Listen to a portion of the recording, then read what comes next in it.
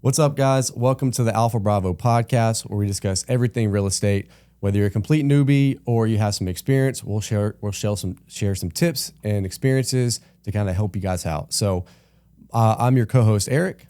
And I'm your co-host, Freddie. Awesome. And today we wanted to kind of discuss a little bit just about how we got started, where I came from, where Freddie came from, and kind of give you guys a little bit of information just about us. So, Freddie, I wanted to kind of start out with, how did you get started in real estate? Tell us like where you came from, like your background, and how what even started you to get this journey into real estate? Yeah, sure. So I'm originally from Ecuador. I moved to New York City when I was about 8 years old. So soon after high school, when I graduated high school, I remember looking besides me and seeing a lot of people flocking to college.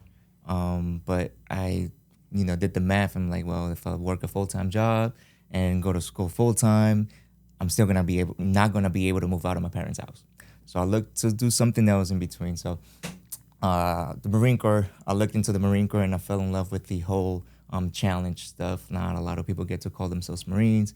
Less than 1% of the U.S. population are Marines. So it was a challenge, and I'm like, okay, sign me up. I like to do that because what the hell? I'm only 19 years old and got nothing to do besides I'm working full-time, and I already feel like I'm 40 years old in New York City. So I joined the Marine Corps in the infantry, served there for 5 years. Soon after the Marine Corps, I accepted a position at a corporate job. This was at a bank here in Charlotte. So me and my family, we decided to stick around here in Charlotte for that position, right? And then I was there for 9 months before I got promoted to management.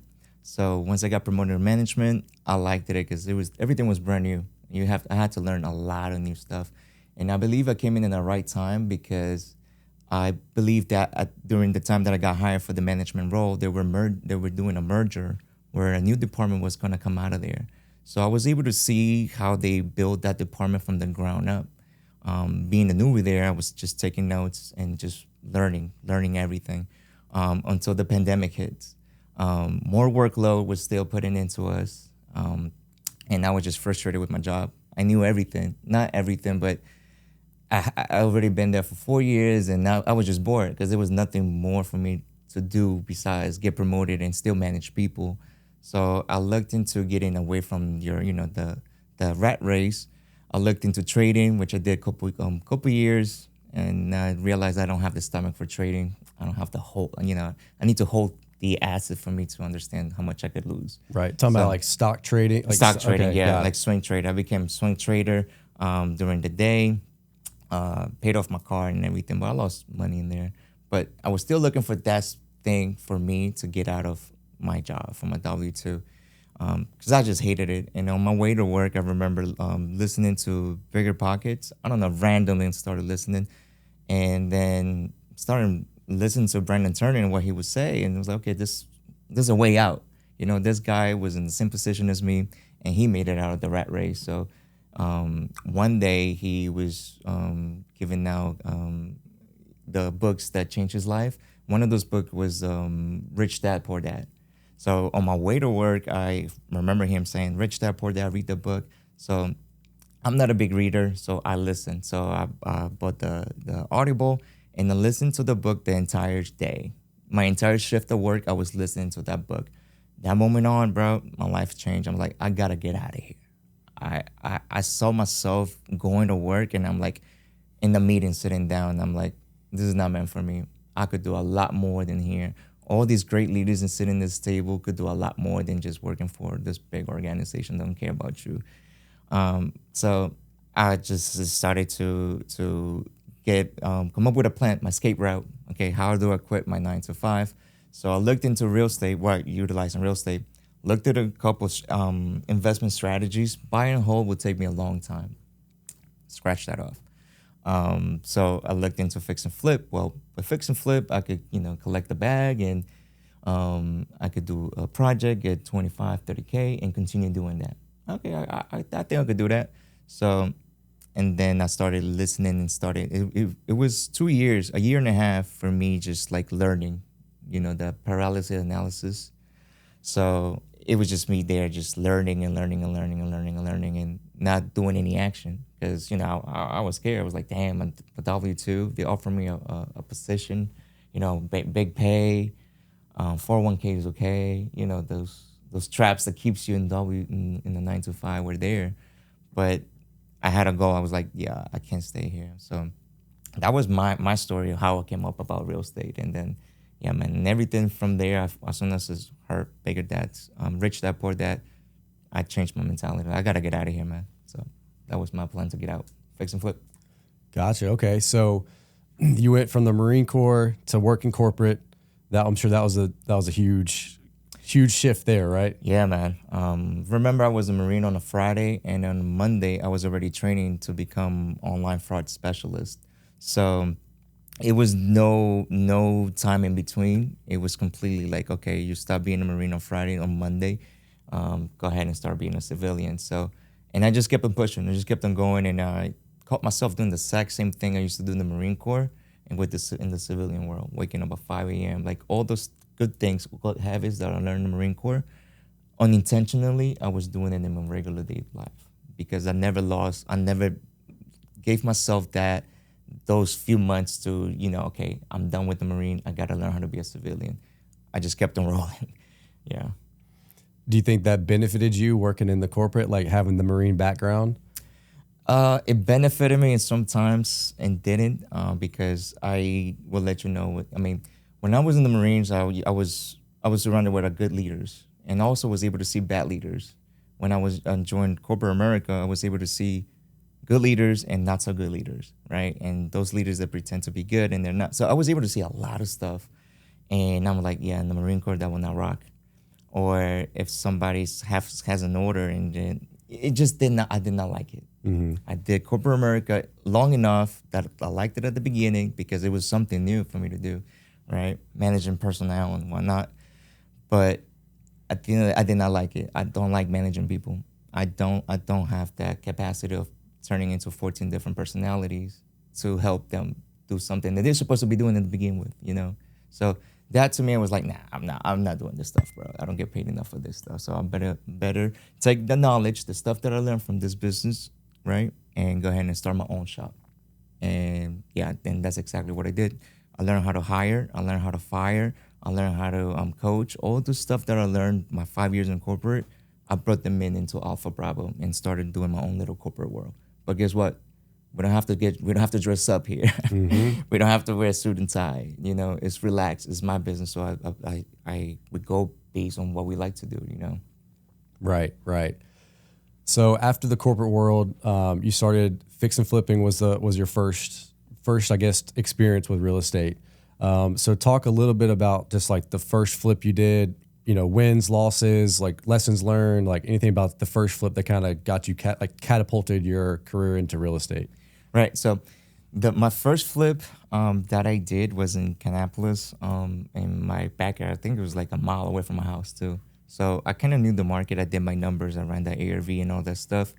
And I remember thinking, dang, if I don't do this, I will never do it. So I started looking at the profit because I started looking, okay, what's the worst case scenario? My worst case scenario is that I lose this money. But guess what? If I did it once, I'm pretty sure I could do it again. So I put my money that I had saved up in the bank and started getting hard money loan. Put the property under contract.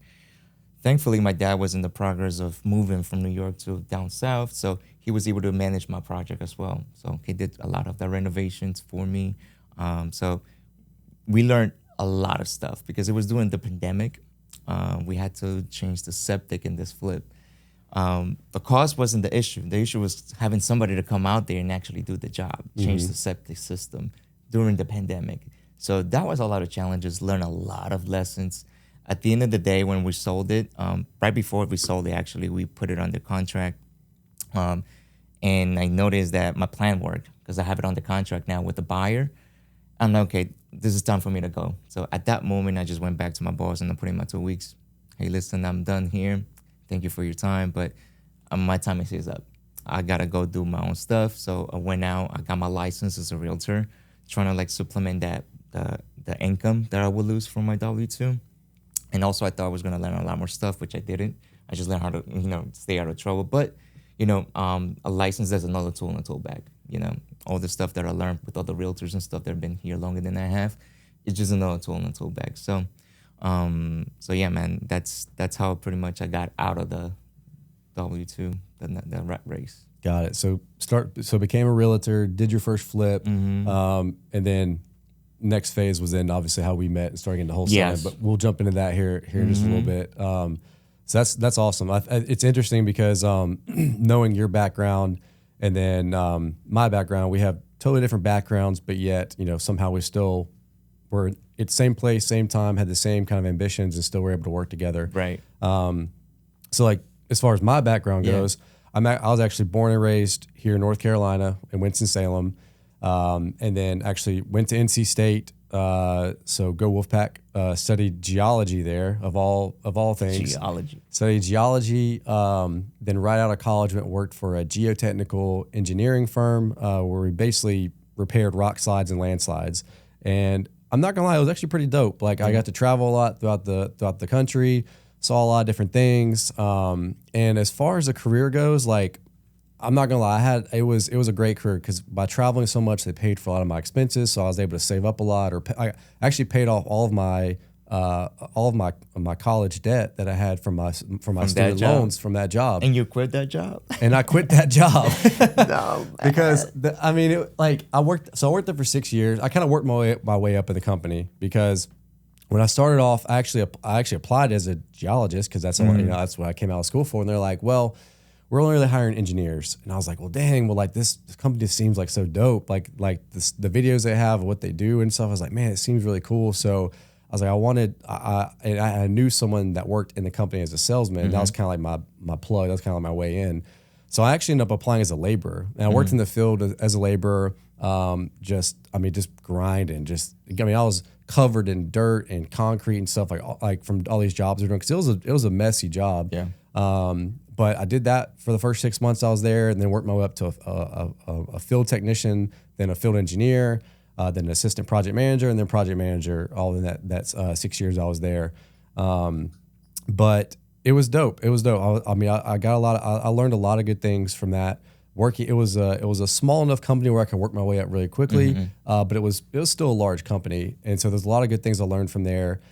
But at the end of the day, I wanted to be my own boss. That's what it came down to. Yeah, because with your job, I remember meeting you when you was working in this job, and I remember thinking, dude, why is he quitting, bro? Your gas was paid for, food expenses were paid for. You was traveling. You had a company truck. What else? It was a good 401k. I remember you telling me good 401k. So all these benefits that you get from W-2, why leave that? The security of having the check every other week.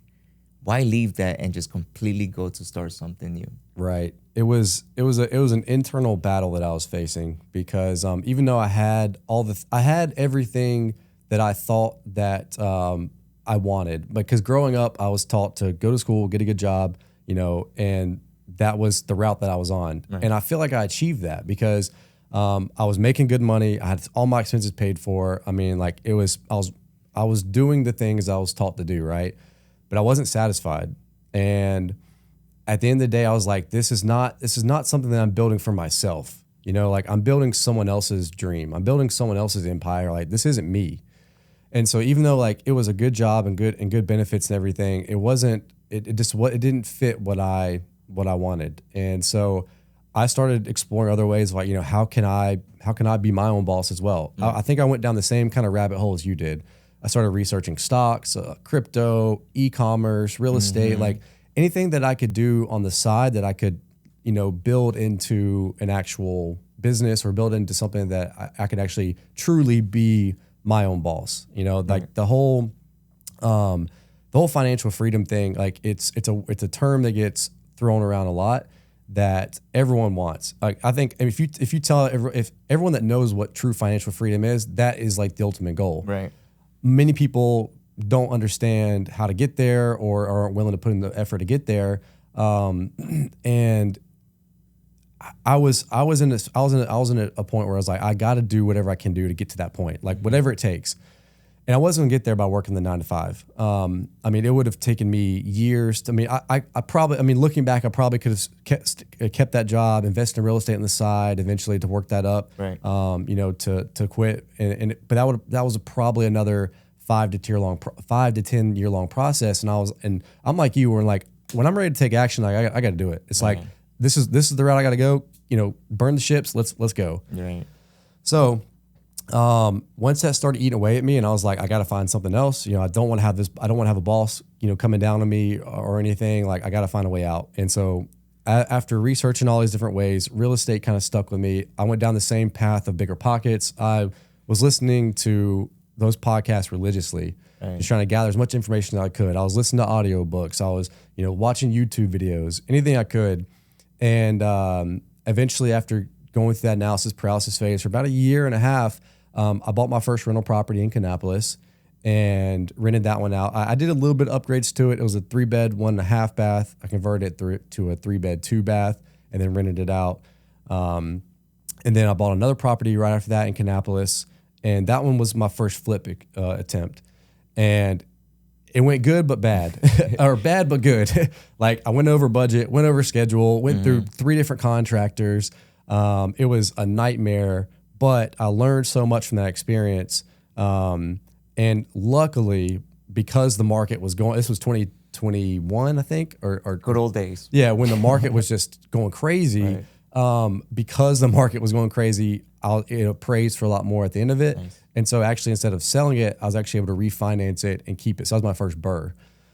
And that became my second rental property. Unintentionally? Unintentionally. My original plan was to flip it to sell it because I wanted to get that experience. Because I wanted to I was like, okay, I got a rental property, kind of know what that looks like. Let me try flipping out. And then while I was flipping it, that's when I kind of learned about the BRRRR strategy. And I was like, well, let me see if if there's enough equity here where I could do the rehab and then refinance it. And there was. So unintentionally BRRRR'd it, which turned out to be really good. But again, I looked at that and I was like, okay, well, I got 2 properties here in a year time, but like, how long is that going to take? Like, how much do I need in order to be able to quit my job and have the passive income that I want, you know, to live the life that I want? And that was going to be a lot. It was going to be a long time. And I was like, man, like, I needed something quicker. I was younger, you know, we're all looking for the shortcuts, right? We're like, how can I get rich quick? And I was like, man, this is going to take forever. Like, I need to quit my job now. You know, I got to find something to quit my job now.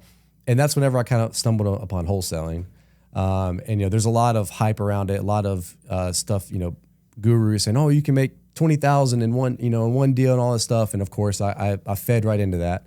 And what they didn't include, what they kind of leave out was all the hard work that goes behind getting a $20,000 check or something.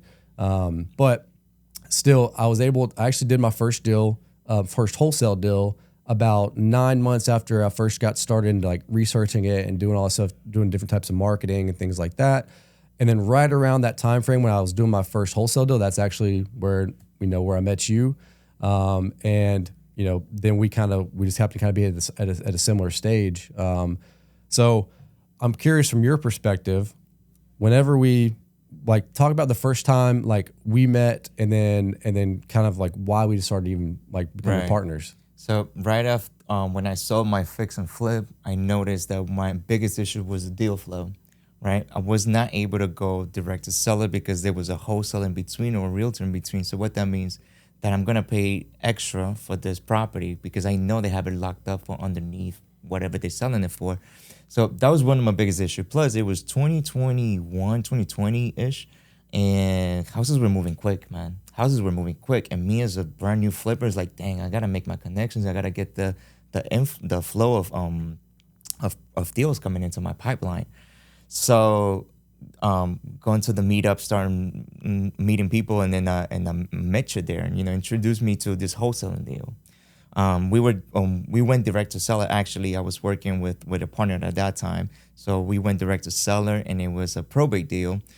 We called them, and we have it under contract. So I'm just trying to disposition this deal, but we know that it was going to be a probate deal. And we didn't know what probate was. The first time I heard this word in my life. So I'm like, okay, so it comes with some issues, but my Marine Corps mentality, we'll go through this wall, bro. I don't care. We'll push it through. We'll find the solution for this. So we went on, and then we met you. So like, hey, Eric, so this is the deal that we got. Oh, that's a probate deal. So let me speak with the seller to make sure we have it under contract, and we'll go ahead and start this positioning. Kind of like bringing the overview of the whole deal, the process, right? So, and yeah, jump on the call. I think you locked up the deal. We didn't have it under contract. I don't remember, right? Right. You went in there, you spoke with the seller, and then you put it under contract, closer. So Right. boom. We met on like a Tuesday, and then literally we started working. We basically started working together, and by that Thursday is when we had it locked up. Right, Yeah. right. So we locked up the deal because I knew at that moment or before then, I knew my weakness. My weakness was like, I don't have patience to speak with sellers. I don't. I like to speak with buyers because I can learn a lot more from them. I don't have the patience and everything or the mind to speak with sellers for 40 to 45 minutes per call. So here comes Eric. Yeah, man, I don't mind doing that. You don't mind doing that? Okay, cool. So here's the phone number. Go call them. Hey, I already have it locked up. Boom. All right, let's go into the next deal. So we ended up not closing that first deal because it was probate and there was a lot of challenging stuff in there that it was completely out of our control. But what we did do is like we learned a lot of stuff about probate.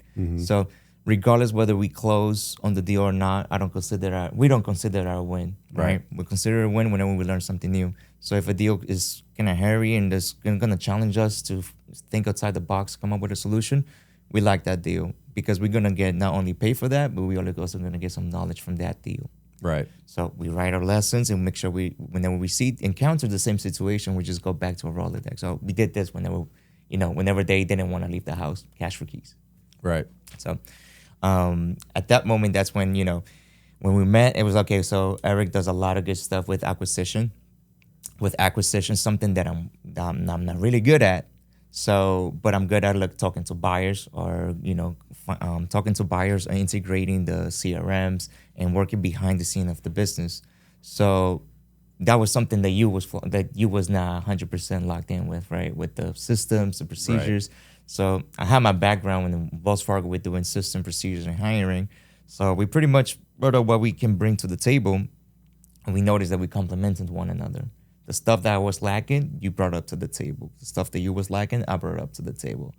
On top of that, we have reach for the Hispanic community because we're bilingual. We transact with a lot of in the Hispanic community, also with the veteran community as well. So, and ever since then, we started to, day by day, started working on Alpha Bravo, and now we're in different stages. It's crazy how much has changed since that day till now, recording this podcast. Right.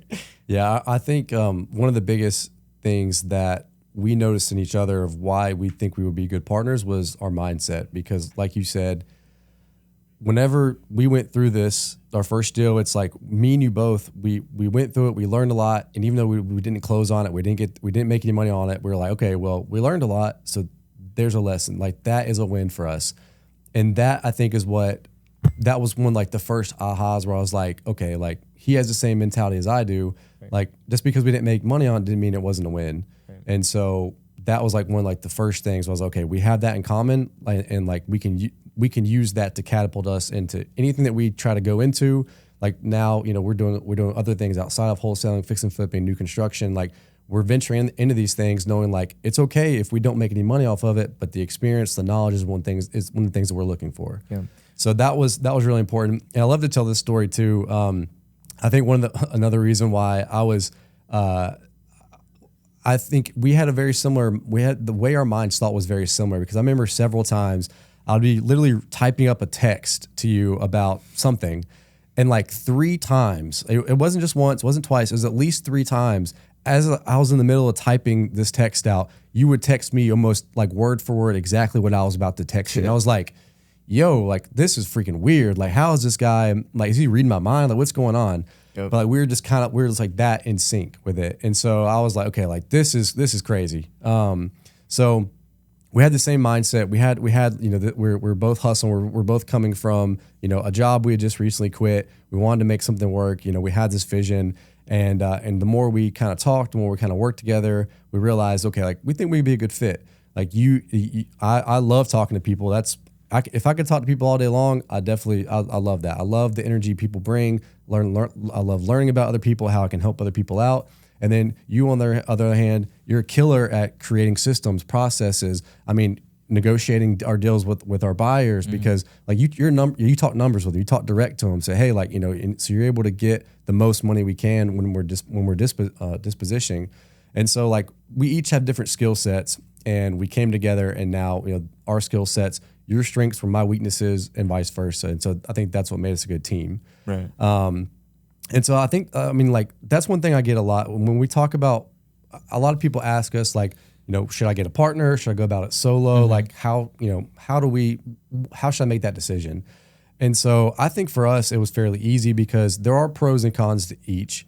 With a partnership, you get to share that load. So if there's something that you're good at and I'm bad at, it's okay, I'll take this on, and while you take this on, and then we can get more done. Right. And so there are pros to working with a partner. However, I mean, there's also some downfalls potentially of working with a partner. I mean, one thing, you're splitting the profit 50-50. Right. Even though you're taking on more of the workload, someday like your partner may not be showing up, and you have to kind of step in and help them out or whatever. So it's very much like a marriage. People say that all the time. Yep. You have to have a lot of communication.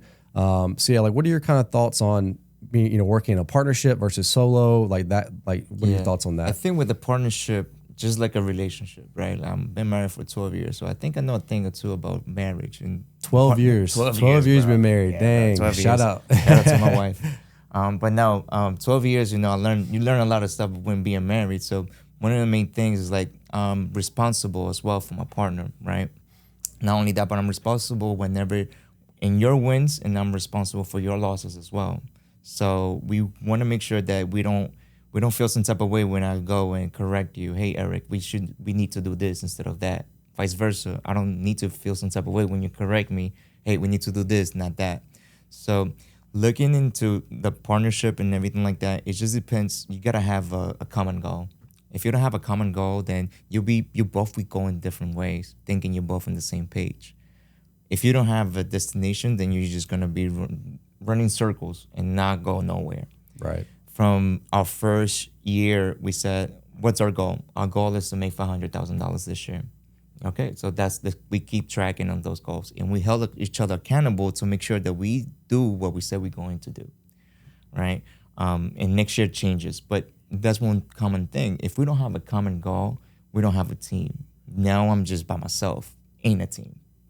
So, and trust me, I already did the team stuff when I became a realtor. I joined a team. It was a bad decision because the team, even though I learned a lot about residential, being a residential realtor, it was not my environment there. I'm a real estate investor, and what I was there for, it was not for investments. It was just there for, hey, let me help you buy a house to a family. So, I kind of learned that throughout the years. Like, okay, I got to look for my clientele, which is the investors, since I'm an investor myself as well. So yeah. Looking that into the partnership, I think it's very crucial. Right. Yeah, having that same common goal. Right. I mean, just how you have to have a lot of communication with your wife. Mm-hmm. Same thing with the business partner. We have to be able to communicate because, like you said, if we just assume that one thing that I do, because we each have different roles in the business. Right. And so, but there are things that we do collaborate on, and we still have to get input from each other to make sure this is still the right route we're going. And so that communication is something that we've had to work on as well. And, that's something that it's always going to be, improving, but sharing the same goals, having that communication daily, meetings, we're on the same page, we're aligned. Like that is very important, very important. That mentality point of it is crucial too. I think it's top 3, I guess, is for the top 3 things I looked into partnership. Yeah. Make sure you have the same mentality, dude. So let's go into that. What are some of the top things that you look for if you're looking to get a partner? You're like, hey, like I need someone that that I need someone to work with. Like, what are like top 3 things whatever you look for in a partner? For me, yeah. So for me, like every other entrepreneur, the best thing, the partner is like if I could duplicate myself, right? If I could duplicate myself, I know everything about the business, everything will be taken care of. So I'm looking for somebody that has the same grit as me. If I'm hustling, if I'm working 10 p.m., you don't need to work at 10 p.m., but you have to give me the same amount of energy, right? If I've got 100, then we both got 100. Mm-hmm. Like you're not gonna be at that way. You're gonna help me go up there. You're gonna help me challenge. The challenges should be there. So having a partner that constantly challenge you to become the best version of yourself, I think is important to have there, along with the grit that it takes to get the job done. Because sometimes it's easy to just, you know what, bro, I'm done. I am done. I'm going back to my 9 to 5 with my truck, with my car, you know, with all these benefits. You know, fuck this shit. But no, you know, it's a bigger, higher commitment because now you're in a partnership. You're in a partnership, so you're responsible for the other person's income as well to a certain degree, and you both have a common goal. So regardless of what's going on, hey, let's focus on the common goal. The common goal is this, right? We said we're going to do this year, so let's go ahead and do it. So whether, you know, there's days that I go, I don't feel motivated or disciplined. Like I drift, you know, because I've hit the road already, bro. I'm so tired. But then that's when you got to step up. The other partnership got to step up. It's never going to be 100-100, you know. It's only going to be an 80-20, you know, because once we both 100-100, bro, we make serious damage. As we've done that before. We move deal pretty quickly and stuff like that. But this wholesaling is time consuming, you know. It wears you off because you constantly got to learn new stuff. Right. Absolutely. Absolutely. Yeah, I think top 3 things I'll look for, or if I was looking for in a business partner: hard work, grit. Then that is a given. I feel like intelligence. I look for someone that, you know, can take something and whether it's, you know, can pick it apart. We can talk about it. We can discuss it. We can build off each other. Intelligence, and then also I think ethical. I think you have to have someone that's ethical in what they do, and that is one thing that we don't deviate from that. You know, if it's something that's gonna, you know, if it's something that's gonna mess up something with the seller, or if it's not in their favor, or whatever, or if we're trying to be shady about something, we don't do it. You know, like we hold ourselves to a high ethical standard. And so I think those 3 things in particular are qualities, traits that I look for, you know, in a business partner. And I think if both people have that, then you guys can, you know, you can go a long way. Yeah. You can go a long way. How about on the solo route? So what's the benefits you have in a solo route? I think with the solo route, you go at your own pace. You know, you're not, you know, you don't have anyone else you're accountable for, whether that's good or bad. You know, so however fast you want to go, you can go that fast. However slow you want to go, you can go. But at the end of the day, it's like I am a true believer that you can go further together, you know, than you can alone. There's a saying where if you want to go fast, go alone. If you want to go far, go together. And I truly believe in that. Nice. And so by splitting up the task between a partnership or a group of people, you know, you can get so much more done and achieve so much more. And not only that, but also you have people that you're there to support you, you know, where it's like sometimes you do need a little motivation and sometimes they need motivation. So, you know, you kind of have to go back and forth. But also the collaboration, I learned just as much from you on family side of stuff, on military, like all these things. Like your background and my background are so different that we can learn stuff from each other about, you know, the struggles you went through, about something maybe happened in the military, and it's like, oh dang, I can apply that to my life. Like the collaboration, I think, is such a huge factor with not only business, but this, you know, friends, you know, family, like that is so important in life. Yeah. And so it's good to be able to have someone, you know, that's, you know, beside you in the business that can help out with those things too. But there are, I think, but being a solo entrepreneur, I know a lot of very successful solo entrepreneurs. Yeah. They're killing it. And if that's some people that's just how they want to work. They're like, hey, like I got my own route, you know, I got my own plan. Like I don't need anyone. Yeah, it might take a little bit longer, but this is the route I want to go. Right. So I think it's just a personality thing. Yeah. It's a long road, man. It's a long road. So just enjoy it. That's I came to a realization this year. Real estate is a long road. Might as well as enjoy it. Right. Let me just enjoy it because at some point it'll pop. Right. We work day in, day out to come up with process, procedures of the business, solving new problems. You know, I'm cool with solving new problems. I'm not cool with solving old problems that we solved like 2-3 deals ago. Right. I'm not cool with that. Right. So as long as we solving new problems, we see new problems, solving those, bro, this is the ride, man. I'm enjoying life. I don't have to wake up and go to clock in. I feel like I could pick up and go anywhere that I want. I'm going to Miami this weekend. Right. You say, hey, there's a real estate meetup over there. Let's go. Right. So it's like, it's that freedom. And that's what I'm going after. Like, I'm going for the freedom, the time back. Like, money, like, it doesn't to be happy, it doesn't take me much to be happy, bro. It doesn't take me much. But I do need that freedom, the freedom of being a coach of a kid's soccer team, you know, being with my kids. I have 3 boys, so they want their dad to be present. I have to be present. So I'm gonna let my boss tell me, hey, you cannot go to your to your kid's soccer game because you have this, and that. Like, no, bro. Right. I'm in my own terms. So whereas a failed succeed is on my own. So that's a big responsibility, but I'm down. I'm down for the shits. Right. Let's get after it, man. I love this. I think that's a good way to wrap this one up here. Sir. I think we got a lot of good information here that hopefully we can help some people out with. Guys, please like and subscribe. You can find us on Instagram as well, Alpha Bravo NC. Our website, www.alphabravoproperties.org. And I appreciate you guys. And until the next one. See ya. No shot, no gimmick, no gimme look. No plan, go get it, no giving up. No gas, get a mask like give it up. Gotta get it, gotta kill it like fill it up. No drop, no wait.